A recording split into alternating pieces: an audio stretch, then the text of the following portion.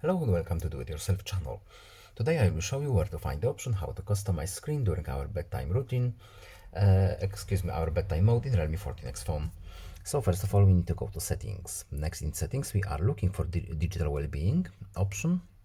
Then we're looking for the bedtime mode. Right now it's off. And here we have our bedtime routine, so we can enable it or disable it. We can set up a routine and we have the option to customize it, for example. And here at the very bottom we have screen options at bedtime. So we have a few options. We can enable or disable grayscale. We can keep the screen dark. We can dim the wallpaper on or off, and we can also choose to enable dark mode during our bedtime mode. Pretty much we can choose whatever we want from here, and that's all. I hope this video is helpful to you. Please leave a like and subscribe. Have a nice day and see you in the next video. Goodbye.